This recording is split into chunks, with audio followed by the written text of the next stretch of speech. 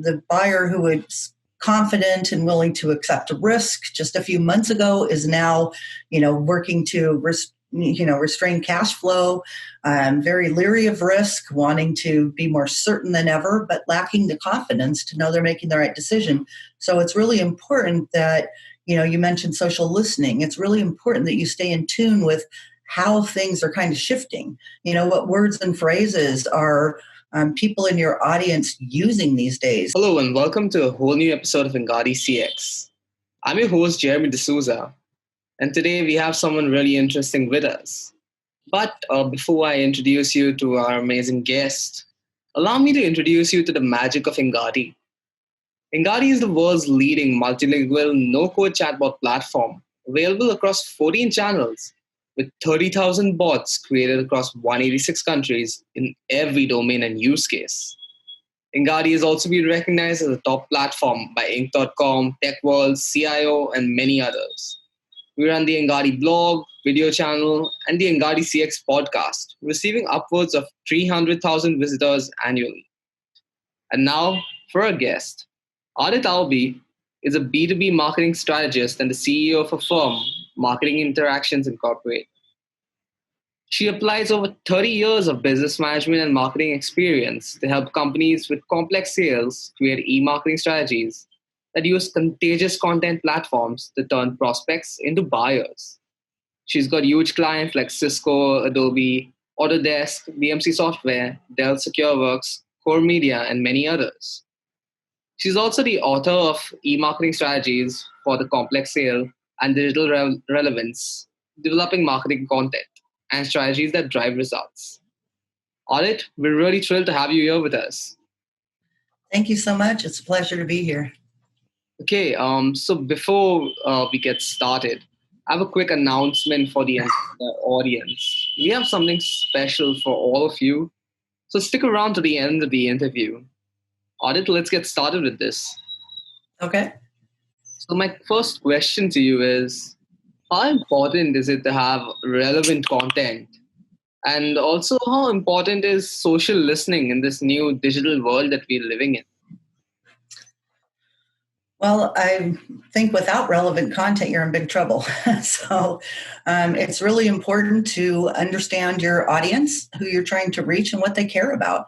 And, I spend a majority of my time building personas for my clients, building persona-driven content marketing strategies.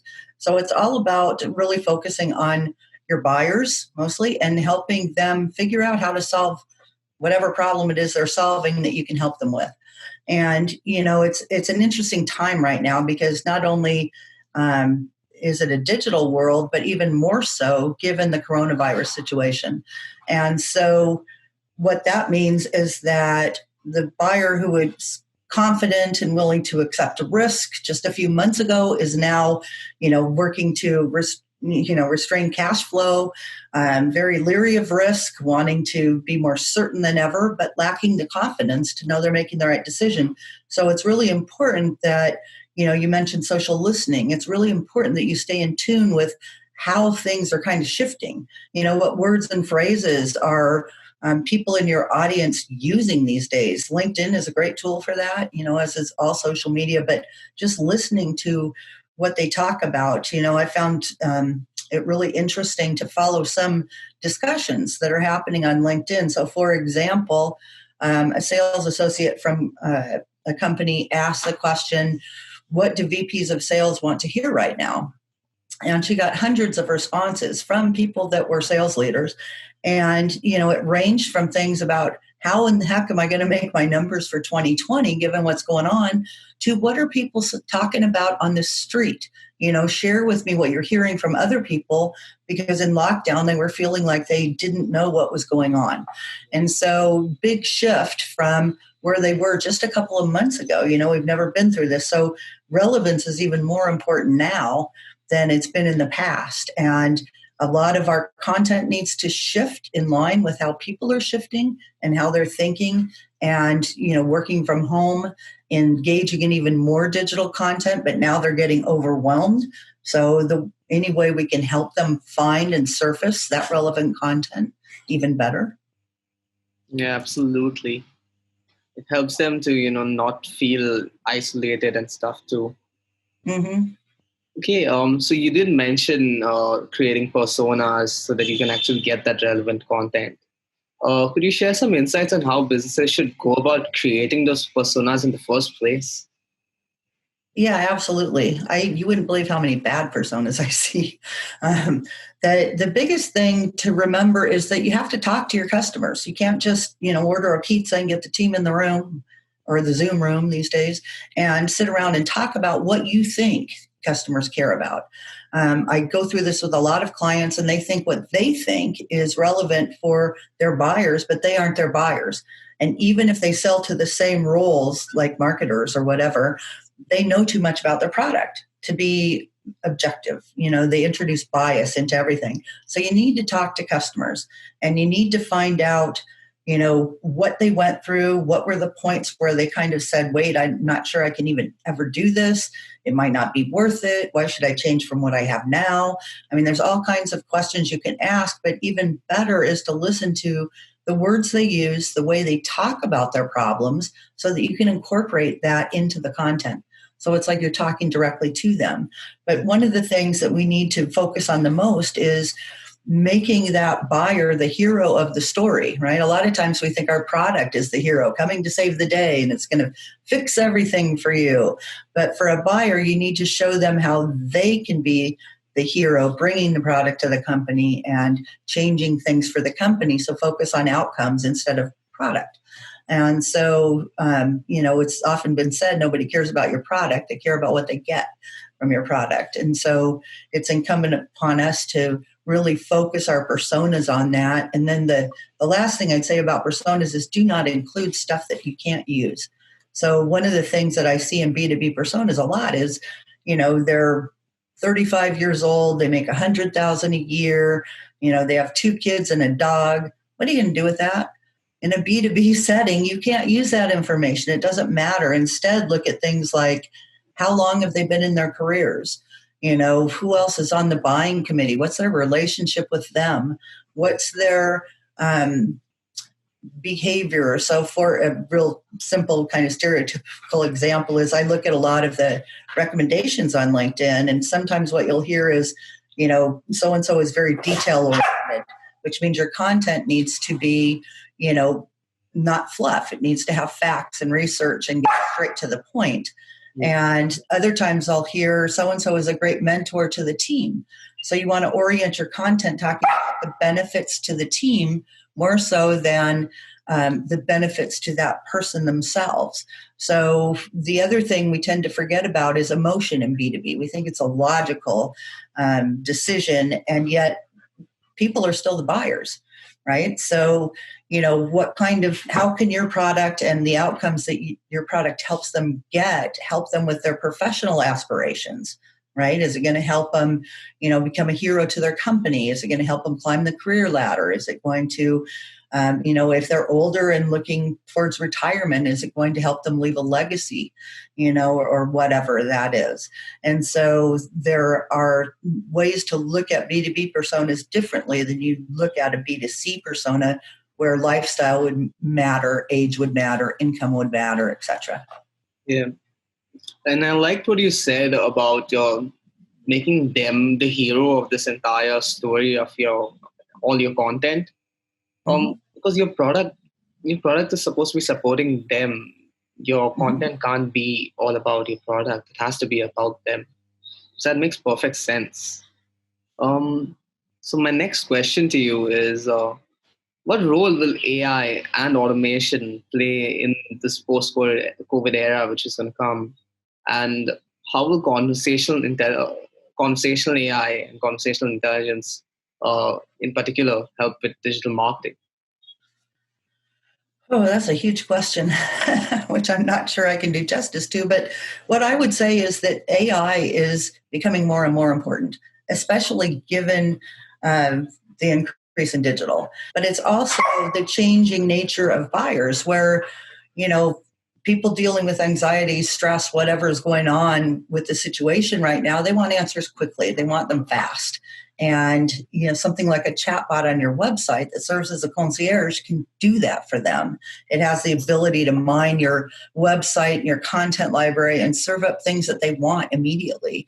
Whether it's an FAQ kind of help bot, if you will, or more of a chat bot that initiates a conversation that makes it easy for people to, make choices. A lot of times chatbots will present, which option can we help you with? And there's several different buttons you can choose, whether it's answer a question or provide support or I'm looking for something or whatever, and then present options for them to choose from so they don't have to go dig through your site trying to find it.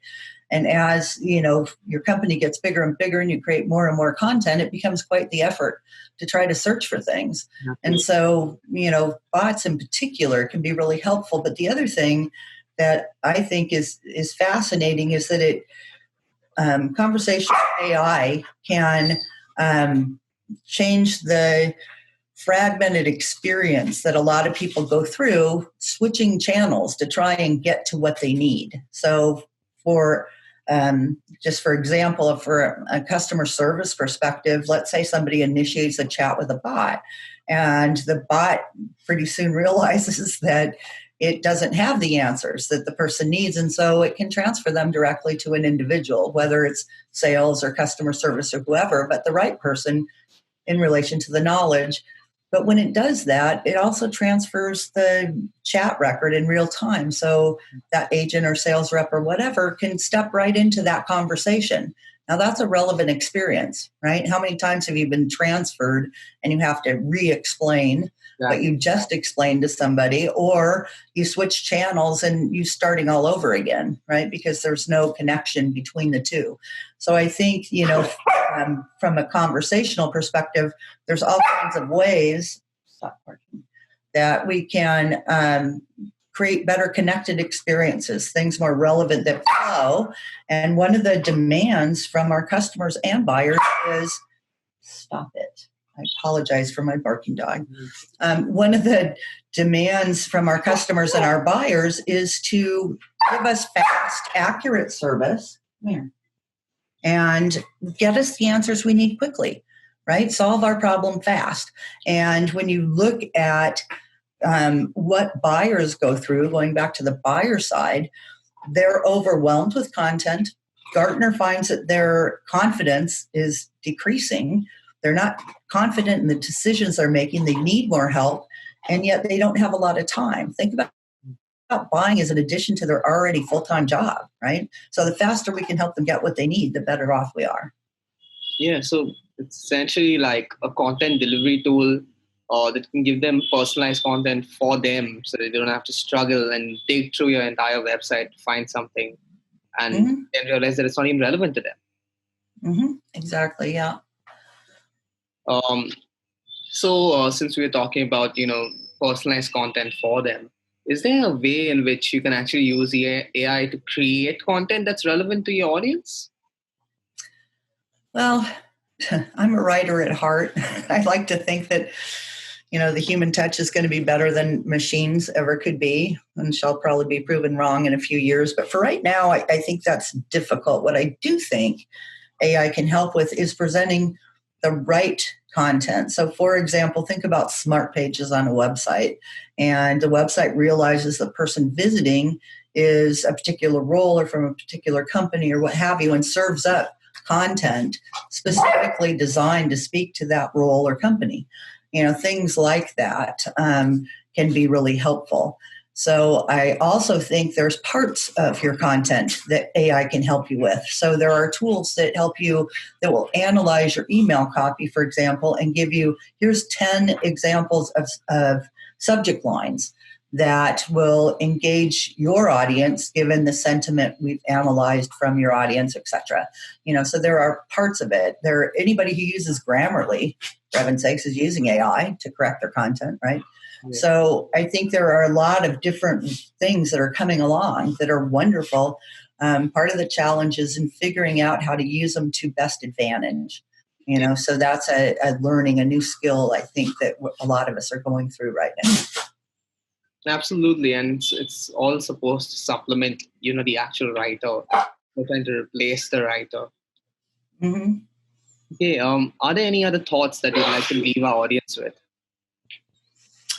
Well, I think there's a lot of interesting things that are changing the way you look at persona development that are helped along by AI. So, for example, in the last couple of years, I've started using a tool called Crystal Knows.